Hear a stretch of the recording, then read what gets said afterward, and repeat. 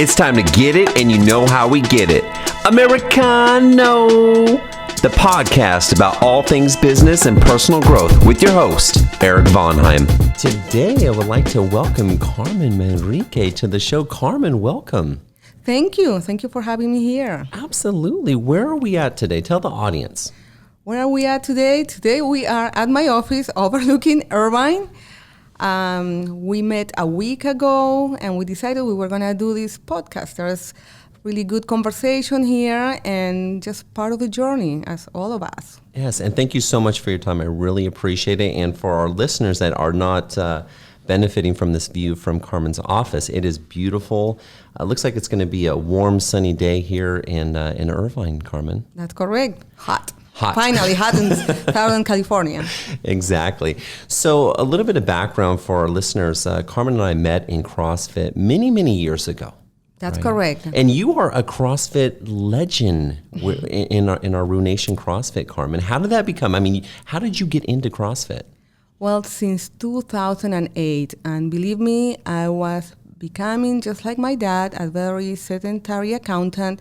I love to read, and my dad passed away very young, and I don't know, due to lifestyle or something, but it kind of woke me up that I needed to start moving or doing something. Mm-hmm. I tried everything. I tried different exercises. I tried different programs, different diets. Nothing ever worked. I quit. I didn't like it. It wasn't me to become that athletic person.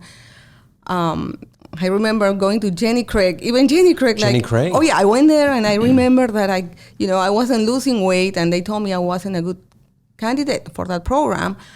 And the little girl there said, "You know what, Carmen? All the programs work. It's your brain that is not working." Really? And I said, "What did you just say?" She said that? She said that to me. She was very honest. The little girl in the counter, right? Yeah. And it left me really thinking. It's like I have to create a new thought, a new mind that I just, and I just kind of walk myself into the future a little bit. It's like, how do I want to show up for my children, for my family as I get older? How do I want to show up for them? How do I want to show up for them as a very vibrant person, energetic, or as a person that is like, I'm tired, this hurts, and it kind of moved me and tremendously. And I'll tell you, when you are ready, the teacher shows up. 24 hours later, somebody called me, had seen me struggling, and told me to go check this CrossFit. Yeah. So I didn't even know. It didn't have a name of CrossFit. And I didn't even know what I was signing up. And that's when the journey began. And that's when it 2008. And I hated it for 2 years. And I'm an early riser, and I cry sometimes because it was so hard. I was the oldest, the slowest, and it was hard in my mind. It's like, I'm not an athletic person. I'm never going to be one. And one time I realized that I had to reconcile, like I usually do, part of my job, reconciling tons of bank accounts, reconciling numbers, right? And I had to reconcile with this love-hate relationship because I needed the results. And I said, okay, CrossFit, you and I have arguing over this every day. I'm going to start liking you, maybe loving you. And I'm telling you. Maybe just loving you. That's right. And after that day, it seems like new energy, new enthusiasm every day. To wake up so early, have my clothes ready the night before, and just give it all I can. And I have never thought of stopping or quitting after 11 years.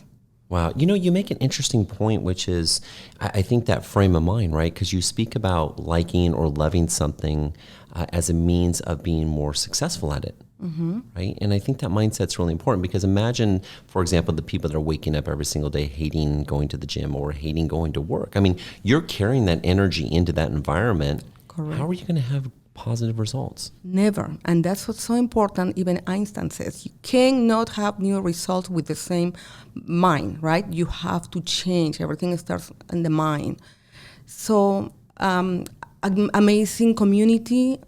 Still very close to people. I've made friends for life. Yeah. Like I say in the beginning, I had to borrow from the belief of all the people in CrossFit. Like you know, Carmen, you can do it. I mean, it's just amazing how contagious it can get, that energy, that positive mind of people. And again, you know what? You're going to if you hang around people that are really positive or athletic, they are going to take you with them. Absolutely. It's hanging around. It's the environment. You breathe it. You live it. Part of your values. And I'm very happy that, it's been 12 years, and I have added actually into my life, CrossFit life. I added yoga, some dancing, so I'm very active. You're very active. Yeah. For our listeners out there, Carmen is by far one of the most active people that I know. You set such a great example when you come into our CrossFit facility. Everybody loves you. You bring this energy and vibe that's contagious, and I think a lot of people look at you that have been going for many years as an inspiration. So I'm so thankful to have met you in that environment. You mentioned something about the first couple of years being difficult and just kind of pushing through and changing your mindset. And when you and I spoke recently, we were talking a little bit about your background and how you came to be, because you run your own business today. And maybe we can get into that and share with our listeners a little bit about how that came to be. Like, how did you venture off and become self-employed? And what did that look like for you? Yeah, that's correct. When I came to this country, I was pretty amazed how there was so much free education and like public libraries. So then I kind of learned there was so much to do and how easy it is to create businesses here. Okay, I came from I came to this country in 1982. Okay, I was 20. Figure out my age by now, but it was like so exciting to see all this country had to offer. The first time I went to a public library, it's like, do I have to pay for this? And somebody said, not now, but later when you start making money, you pay in taxes. And I said, oh, sure, gladly would I do that. It's like so much. And that gave me right there the idea that I just wanted to be on my own. Right. But at first, I had to start with something. And I got married. I had my 3 children. I was a stay-at-home mom by then. And I wanted to produce. And I didn't know how. So I started, I just kind of started going to, let's see what happened. Oh, I went back to school. Okay. I went to school, I went to college, and my youngest baby must have been 3 years old or something. And there was a time that I dropped her off at this little daycare center. Okay. And as I left, she was crying. And in my heart, I could not just leave her crying. Oh, man. Crying. And I went back and picked her up, and I said, you know what? This is not the time for me to do a school. It could be later, could be never, but I'm just, going to stay home with her. And that was the best thing ever happened because she was happy. And I was happy, and it felt right to stay home longer with her. Right. So the following day, I was kind of embarrassed. I had already been in school for a while, and I was kind of embarrassed. It's like, I quit. I'm a quitter. So you left the college so you can take care of your daughter. Correct, yeah. And I was kind of embarrassed. It's like, I'm a quitter. I'm feeling bad now again. And I thought, okay, there's something I can do from home, and I'm just going to go within and use what I have. And back then, I was always a very fast typist. You could type fast. So fast. I went to... So you don't look at the keyboard when you type. No, you just sit there yeah. I love it, exactly. Okay. Yeah, I went to secretarial school, accounting school in Peru, and then I thought, you know what? We have so many talents, and we don't even use them. But out of desperation, I said, I know what I can do. These kids, young kids from college, they hate typing. They don't even know how to do papers. They hate typing. So I went there, and I started putting little papers in Pasadena City College. I type, term papers. Okay. Even I said I type dissertations. I didn't know even what a dissertation was. But I'll type it up. Hey, I type it up because I was going to go to a library and figure it out, right? I love that. Always figure it out or asking somebody. And I went and I put little papers. Believe me, I was busy. And there's something magic when you are out loud and show something that you can do for others. Yeah. That it's like the world is listening. So not only did I get term papers, I got dissertations, I got to start doing pamphlets. So that's how I started operating from home. So you started a desktop publishing business. Correct. I'm glad you know the name. Yes, I remember this. I think I've just dated myself. You started something at a time when there wasn't a lot of people doing this. No. But you had the willingness to do this, and the leverage was you wanted to be closer to your family. Correct. And I did that at night. Sometimes my old printer, before the laser will be noisy, and I'll put a pillow on it so it won't Was be it one of the Epsons? Like yeah, or the matrix? daisy wheel. I had that one, and then the daisy wheel pop, pop, pop, pop, because it was a fancier lettering for dissertation. I had a 400-page job on a dissertation, and luckily it was in Spanish. So that was a lot of fun. I learned a lot, a whole book. Wow. So you were doing English and Spanish papers. I was doing English and Spanish, and then people would ask me, hey, do you know how to do these pamphlets, these little, and realtors came. Mm-hmm. And they wanted me to do some desktop publishing, so then I saved all the money. I made my family so healthy, I made them vegetarian so that I could save money from the budget of the food. And guess what? I bought the beautiful flatbed scanner and a laser printer, and I was set from home, and I had realtors, and I would scan pictures of homes, and then just very simple. They were very square. My pamphlets were very square, and I sell them to realtors so they can use them to show homes. So would you do some of that proactively, or would they come to you with, hey, we want to make a pamphlet out of this home? They would come to me and give me all the material and the picture with all the details. Yeah. So then I just used the little knowledge that I had, and I made a simple pamphlet, and they thought it was beautiful, and their eyes was beautiful. And it can be done in home, rush hours. I would deliver so quickly, and I had fully equipped and used all the money that I had to invest in my business. I always did that. I always was big into buying good equipment, computers, and also the power of one-to-one coaching. I hire coaches to help me out to go faster in life. Right. Because I didn't have the time to leave my kids, go to school all these hours. It takes hours. It's a lot of time. It's a big commitment. So it's a big commitment. I had found a shortcut how to do this. So that's how it evolved. Then I got into graphic. I was playing a lot, Yeah. A lot. So it sounds like you've always just been very resourceful in life. Very resourceful, meaning if you don't have the answer, you'll figure it out. Exactly. Just figure it out. There was no for an answer. I had to create. We create every day. We either create problems, or we create harmony in life, or we create possibilities. I love that. And that's the way I would see the world, because just was always reading and positive books that bring me a lot of some value and positive, so that I can help others also, business owners, and I'm always a big fan of reading and listening, because I feel like when we listen and we pay attention to other people's stories, we often find clues on to your previous point about having a coach, and it's almost like a shortcut in life. It is. If for example, I want to be there, or I would like to do this, or I want to be successful in that industry, there's people that have done this before. Mm-hmm. And we just need to figure out who are these people and what were some of the steps that they took to get there, and pay attention to those clues. Right. So the one thing I learned to create was basic economy 101, right? Supply and demand. Yes. So there was a high demand back in those days for what I was doing. Sounds like you had the market cornered. You were a monopoly in desktop publishing in the Pasadena area? Pasadena area. I still have some of the books. I'll show them to you. I'll show you when we're done. I'll show you my little flyer that I did, So I was a busy mom. I was always busy doing things and creating yearbooks for the baseball little leagues of my children.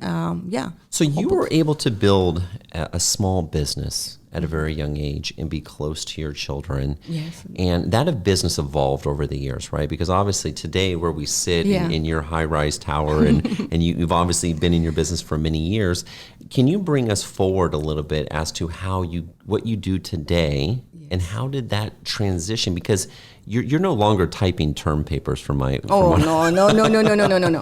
So what are we doing today? I wanted to bring this up regarding earthquakes, how this evolved, because I hated earthquakes. Back in the 90s, we had a lot of earthquakes, early 90s.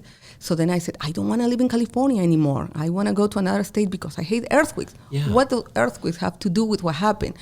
Well, going to other states, we evolved into starting real estate business. Okay. And started buying and selling property in different states, right? Just because of the earthquakes, and I was so afraid to be here. I went to check out Colorado and Washington, so we did things there. And those businesses needed I needed to do accounting and bookkeeping. Okay, so you from the desktop publishing, you were then concerned about earthquakes in California in general. So you started pursuing real estate outside of California? Correct. Okay. And the time came where we went through a little bit of recession here too. Yeah. So kind of the future seemed a little like, not too good. Uncertain. And then we were free to move anywhere. So I started checking just because in fear, okay? Fear is not that bad. So it showed me a different economy of real estate, that it was cheaper in other states, and that's how we started like buying and selling property. Okay. So then I needed my books done. I needed books, a set of books, accounting, right? Right. And I thought, well, I want to do it myself. I bought a program, I got it stuck, and then again, the power of coaching. I called a CPA and I said, well, I just want you to teach me. So we went one-to-one, and he taught me how to do the books. And I got really savvy about how to use the program. And back then it was QuickBooks. Okay. So I had a lot of fun with it. And I thought, I think I like doing this now because see, first, always you have to do it for yourself. Oh, two 100%. things, I'm telling you, two things I have learned about life. Sometimes we think we lack things, but we have to go inside us. Yeah. Otherwise we go in life without. But we have to really check ourselves. What do we have to offer? Yeah. If we write it down, like take inventory, all human beings that are here have something to offer, some kind of a service, something to give to the world for the common good of all. Yeah, right? be of value to others. Correct, adding value. So I hired this CPA, and he was amazing teaching me how to do the books. But he was the old-fashioned, and he didn't know anything about technology. That was kind of new. And then we started trading services. Yeah, we bartering back and forth. All of a sudden, I was like the bookkeeper of the neighborhood then. I came back to California when the things were really good. Okay. We purchased a home again here, and then I moved to Orange County. And Orange County was... I used to live in North San Gabriel area, Pasadena, and then when we came back, I moved to Orange County, and it was a challenging environment for me, different. So things had changed a little bit. Things had changed a little bit, move away from clients that I had and everything, and start all over here. And how do I gain trust with new clients? Yeah. So I sat down and a little strategy, just went to sell my services.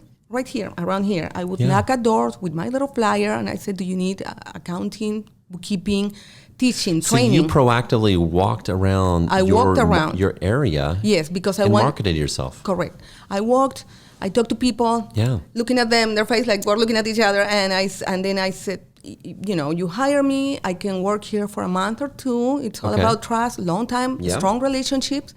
And then it will be more convenient for you and, less expensive that I can work remotely or from home. Right. And back in those days, remotely was starting. It wasn't big. Yeah, people were unsure about that. I just don't think the technology was there quite yet. It wasn't there. Yeah. But we managed, and I would get clients little by little, and then actually after 2 weeks or a week, I said, Carmen, take everything home. Take this. I don't want to do this. You're just such a lifesaver here. I don't want to look at numbers. Take everything. I don't even want to see that computer here with numbers. Just give me the results. And that's how I started building up. Yeah. And then I thought, it's taking me years to learn this. I want to help Hispanics also. Okay. To learn this trade. The trade of actually managing books and accounting? That's correct. Managing books and accounting. There's a lot of Hispanics that are professional here.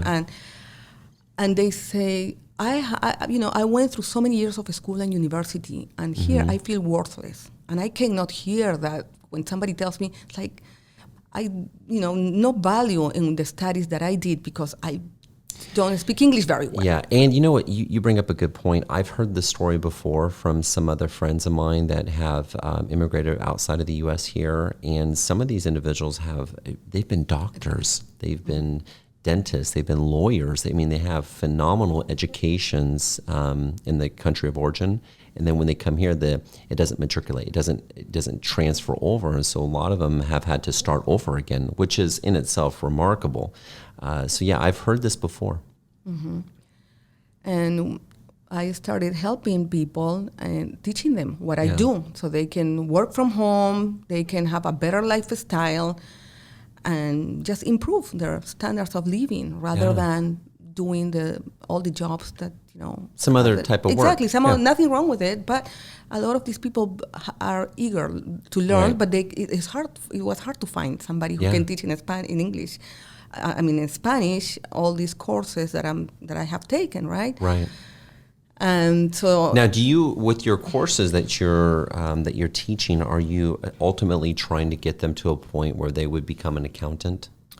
Of course, they will become an accountant. They can handle books. They can, do all the finances for companies. We take them through the whole, through different steps. Okay. Exactly, we teach exactly how I learn. How you set up the books, how you manage it. Exactly, how you manage it. And nowadays, it's like we create infrastructures for different types of businesses, putting all different applications together. And so is that the core of your business, the education, or are you doing now education, but you're also running the books for some companies yourself? I have two people that work for me. I've had my assistant that I've had for 20 years. Okay. She does a lot of the books. My son came aboard last year. Congratulations. And he's taking over so that I can create time to do more content, more educational products in English and Spanish. I work with two partners. We have the Tus Tres Maestras, and it's a bilingual platform. Wonderful. And so for business owners, small entrepreneurs, self-preneurs, so that they can learn how to manage their money, their books, and keep track of everything and their finances. And that's such a big part of running a business, is understanding the cash flow, right? Exactly. And understanding where your money is going, how it's coming in, and forecasting. And especially certain businesses, I'd imagine that probably some of your clients that you work with might even be in the restaurant industry. Or, correct. You're dealing with a lot of things, payroll and inventory, and how do you budget those things? So it's not just simple math. It's a little bit more involved, I'd imagine. It's a lot more beyond the numbers because it's also the money management and the mindset. See, there's a relationship with money that goes into it. And different business owners have different tendencies. Yeah. Some of them thrive, some of them don't. Mm-hmm. And we see all the little details. So we know what the tendencies, the habits are. So let's dish a little bit on this. So what separates, speaking of the money and these details, what separates from your experience a business that tends to be more successful than one that's not, as it pertains to managing cash flow?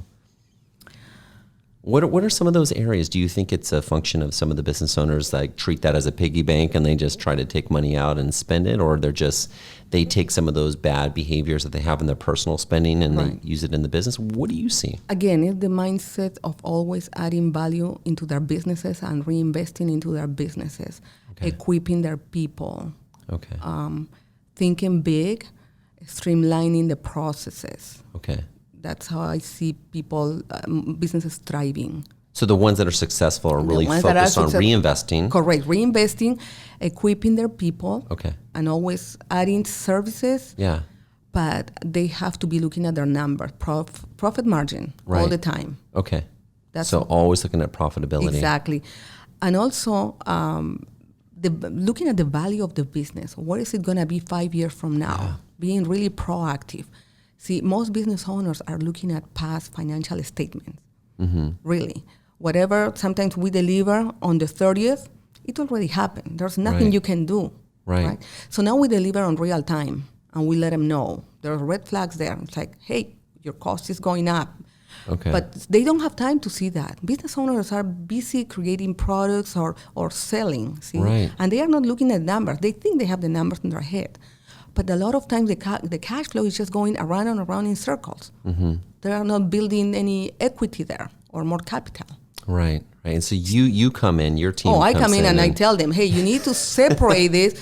We, need to reinvest. Yeah. Looking at the small numbers on the cost, because it goes up and they don't realize that a lot of times. Yeah.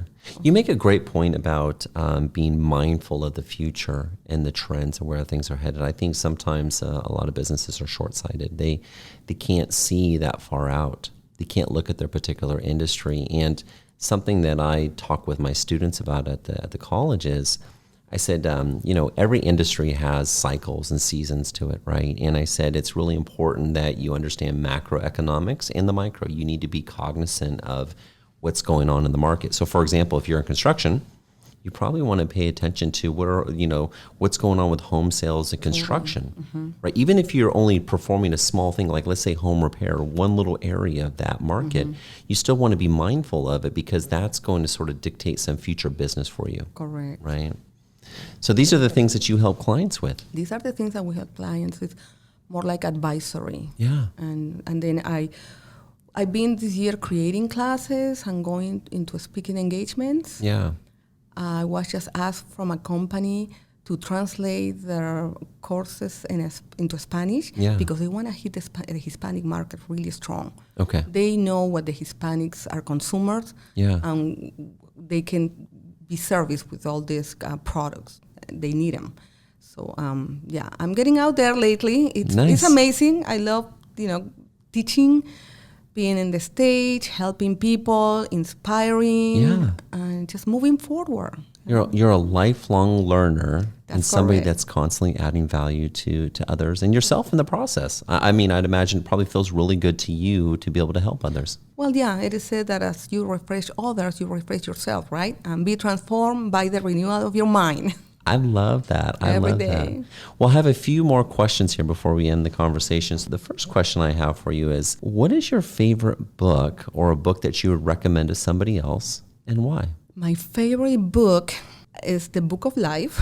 The Book of Life. That's correct. I love reading my Bible. Yes. All these great thought leaders, philosophers, they take many things from the Bible. My second one will be Think and Grow Rich.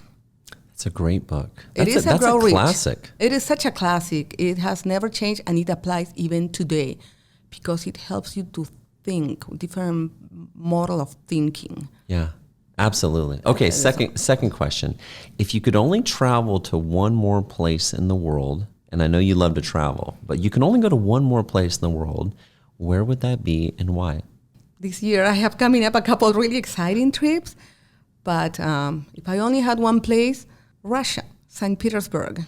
And I miss my dad. Even 42 years ago, my dad was a great reader. And I think when I go there, I'm going to be going there in October, I will remember all the things that he taught me. He loved history, and he used to read us on, the history of Russia and even like the Cuban Revolution and all these books. I told you my dad was a very sedentary person, and he loved books.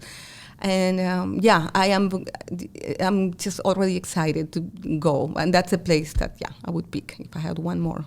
Wonderful. That sounds like it's going to be a very powerful trip for you beyond just visiting St. Petersburg. The last question. What is the last random act of kindness that you did for another person, and how did it make you feel? I love to give books to people. They don't have to be that close to me. I can find somebody on Facebook and say, hey, I'm sending this book to you because I know you love that topic. This is going to bless you. And that's just passing the blessings. That's what I like to do.